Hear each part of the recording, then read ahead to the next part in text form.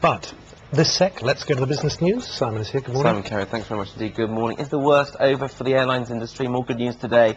The UK's airport operator BAA reported that passenger figures rose significantly last month. Total passenger numbers at its 6 airports rose by over 300,000 to almost 10 million in October. That's an increase of 3.4%, boosted by an increase in business class travellers. Heathrow in particular saw a boom with a 7.2% rise in passenger numbers to over 6 million. And interestingly, the number of passengers on flights to China and Hong Kong rose by 16%. Well, Andrew Macmillan is Director of Strategy at BAA and joins me now. Good morning to you. Good numbers, these. You say in your statement that, in fact, you think that we're being hamstrung in our ability to serve the Far East destinations because of our lack of capacity, saying that Amsterdam, for example, Frankfurt can get more service, more Chinese and Hong Kong cities. Is that an argument for reopening the debate on the third runway at Heathrow? Well, we have seen very strong growth at Heathrow because of the exposure to the international economy, and as you said, China in particular is growing.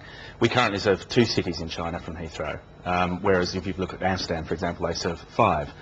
So, you know, the capacity does constrain the destinations we can serve, and that remains a question. But we obviously stick with the third runway decision, and we accept that, and we're focused on improving Heathrow, and we're making about a £5 billion investment there. So we're really focused on making the airport better. Okay, what about, you thought that the airport traffic numbers are one thing. Most people watching this will experience your services by their in-airport experience. What's the retail spend like that? What are consumers telling you about the way they're spending their time at the airports?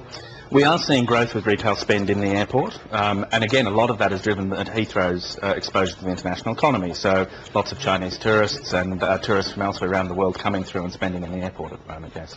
How much do you want for Stansted Airport, and do you still hope that you will not have to sell it? Well, there's a process ongoing, of course, and we'll wait to see what the result of that is.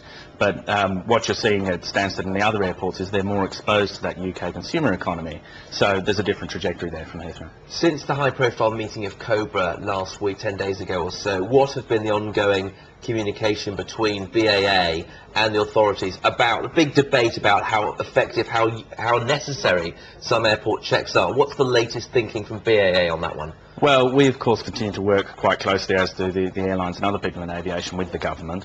The government ultimately sets the rules, and of course we want everybody to be safe and secure and as safe as they possibly be. What we're really focused on is making whatever other necessary procedures as simple and painless as possible. In your statement, you also say that the health of the economy is threatened by air passenger duty and also by the cuts that come. Does that mean BAA as a company are against the fiscal tightening, the cuts that the government has imposed?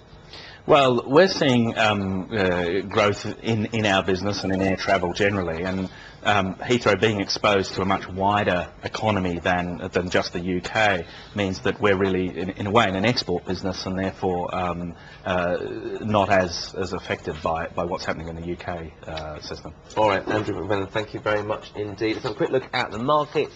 You can see, no time for that, I beg your pardon. I think President Obama may be about to say something. Well, he might, but that's not what we're doing. Thank you, Simon. We're going instead to the Supreme Court.